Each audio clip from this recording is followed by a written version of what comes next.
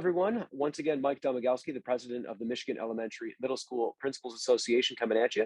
Today, as part of the MEMSPA Minutes, I have a wonderful guest once again. He is the State and Federal Relations Coordinator for MEMSPA. I welcome David Simpson to the MEMSPA Minutes. How you doing, David?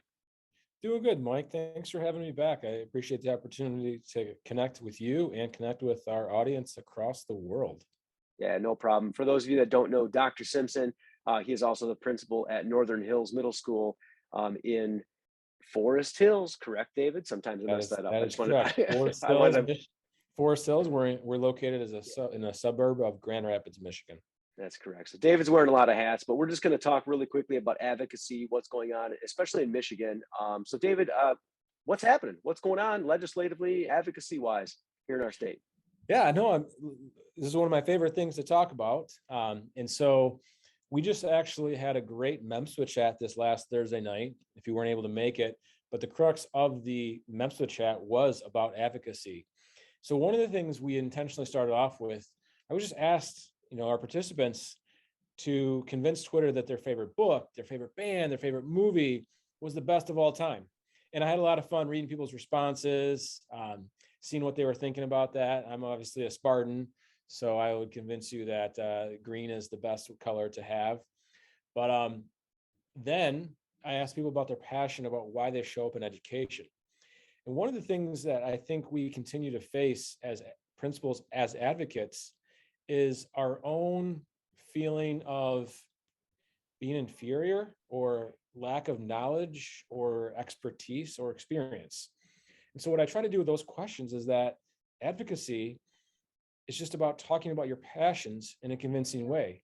So the same thing we would talk about with why I think Michigan State is great, or OAR is one of my favorite bands, why I think going to an OAR concert is the best in the world.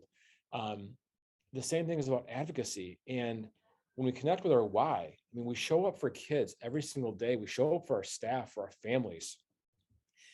Simply combining that now into your story and talking about that is something we do every day. I think you get a room of principals and educators together, and that's all they do is they talk shop, because this is our life. It's our passion.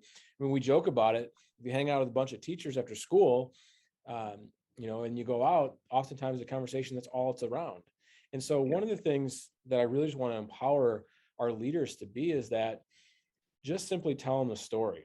And one of the things I often hear too, besides being nervous or feeling inadequate in our ability to do so, is the question around time. And so this is where I'm going to challenge, if anybody's watching this, is that for the most of us, probably we all get in a car to go home every day, unless you're a bicycler, which I commend you, especially in the winter months here in Michigan. You have a 5-minute drive, you have a 10, you have a 30-minute drive. Who knows how long your drive is? Simply plug in your phone number of your representative or your state senator, give them a call on the way home from school, turn down that music, and you just simply tell your story and say, hey, this happened today in school, and we had some students that are struggling with mental health. I'd really like you to support in the budget negotiations. We need more counselors and social workers in our school. So as you go through negotiations with the Democrats or with the Republicans, can you keep that in the forefront of your mind about how we can increase the supports we have for our school? I thank you for all you're doing. It means a lot to me. Thanks so much. That takes less than a minute. Oftentimes, if you call an office, you won't speak to their representative or senator. Their schedules are busy. They're doing things, but you'll speak with a staffer. And their staffers are just as important as the representative or the senator, because they will relay that message. They help write policy. They help write laws. They help the proposed laws and legislation. They will say, hey, we've been getting a lot of calls from schools about increasing mental health. We should look at this. This should be on our radar. Let's dig deeper. So we push them in the direction we need them to go. We may not always get the ask, but we bring awareness and we bring common understanding of the needs of our school. So I guess those are my challenges, Mike, as we think about it. I think I'm just going to call for what it is. We make a lot of excuses, and I want to help eliminate those excuses so we can be the ones telling our story. We can let our people in Lansing, people in DC, know what it's like in schools. It's tough. This is a tough job. It's one of the hardest jobs. Being a teacher It's one of the Hmm. hardest jobs in the world. I mean, our teachers, I know in all of our schools, give countless unpaid hours for their kids. And I think illuminating that message, inviting your representative, your legislator to come in. I know some of us do that during March for March's Reading Month, Yeah. but the idea of shadowing a principal, have them come in for a couple hours to meet with you to see what it's like in the schools. They would love to do that. It's a good PR. It's good win-win. So if you can encourage that, you can give them some good positive PR, and you can give them a sense of empathy for what it's like day to day in schools. Yeah, and David, that's a ton there, and I appreciate all that. A lot of what you're saying. I mean, honestly, for those of you that are listening or watching this, David's coached me on it. I've had legislators in my building. I call them pretty consistently, and what's nice is now they'll text me back and forth. So a lot of those things David's talking about, it really does matter because they don't know what they don't know, and all you have to do is tell your story about what's happening in your schools, whether it's hey, I could use more counselors. This is why, or these are the behaviors that we're seeing, or here's what's going on with teacher evaluation. All of these things that are, these hot topics that we've talked about as administrators or teachers or educators or leaders in education, whether it's in Lansing or whether it's just a text, those things matter. So, I'll back up everything David's saying. So, David, I appreciate all that you're doing, as state and federal relations coordinator for MEMSPA, and really encouraging people just to reach out to their legislators. I think that's the biggest message right now, right? And Mike, one thing I would encourage is open those lines of communication. So it's every time you call, it's not an ask. It's just Right. Yeah. it's a connection. It's a personal relationship. But if we can also, there's two things I think that are also important to highlight is that sometimes I think that as principals, we hold our legislators kind of above us as far as their knowledge, their ability. But you want to know what?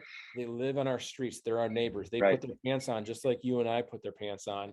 And if we think about their knowledge, they have to know so much that their depth of knowledge of education, for the most part, unless they've been a teacher or a principal worked in schools, there's a good chance that we will know more about educational issues than they do. And that's okay. I don't expect them. Hmm. Their background was business. I'm going to assume that they know way more about the banking industry if they were in the banking business than I would as a principal. So one thing is we probably do know more.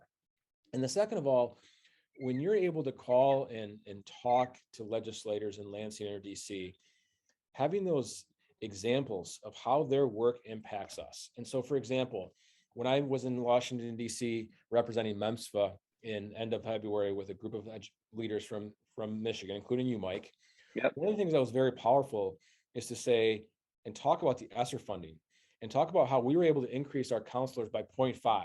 And so that allowed a counselor and myself, we were walking the hallways before school one day while the other counselor was doing triage.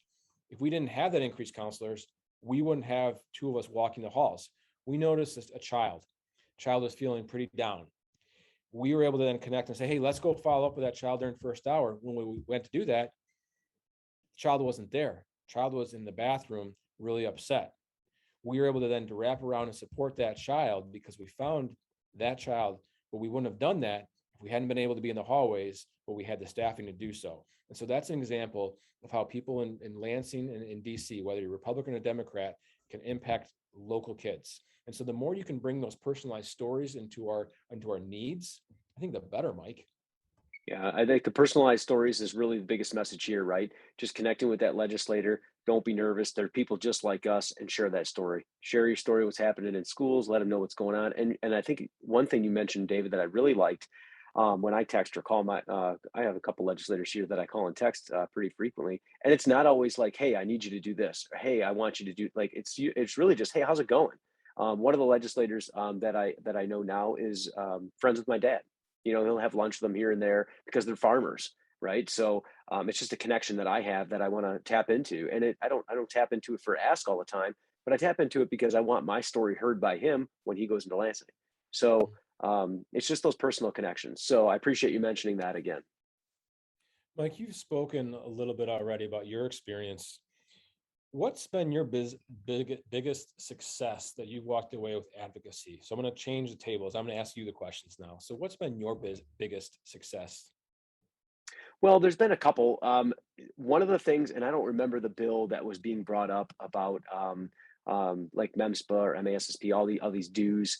I don't remember what that was. And David, you might remember. That was something that I had a great conversation about with my legislator that he had no idea what I was even talking about, which is totally fine.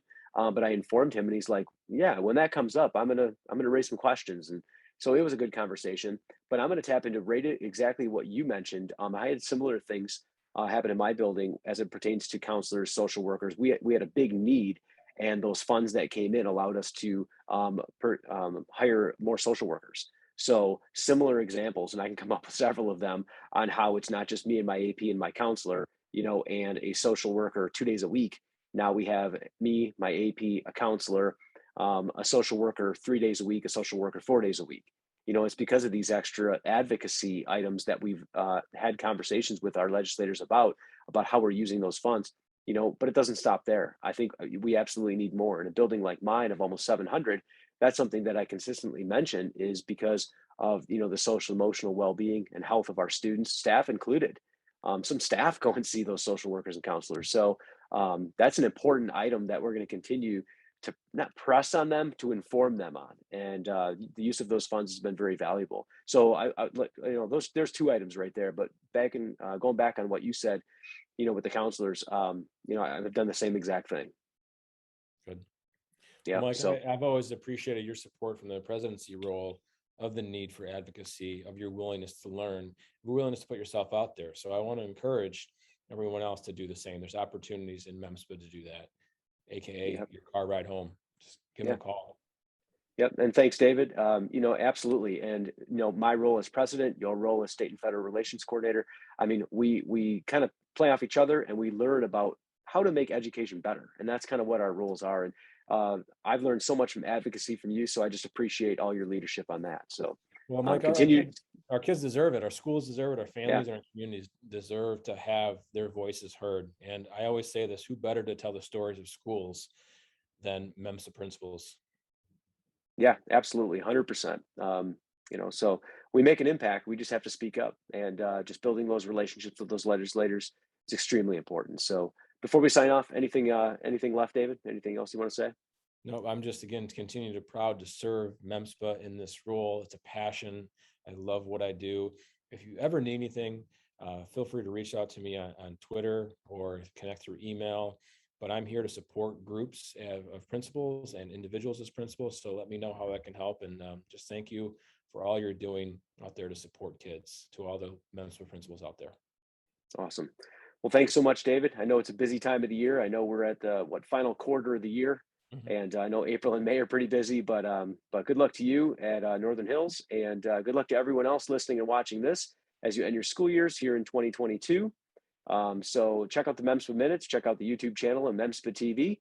We post videos every so often about information about not only just MEMSPA or Michigan, but everything that's happening in educational leadership. So thanks so much for checking us out. Thanks again to David, and we'll see you next time.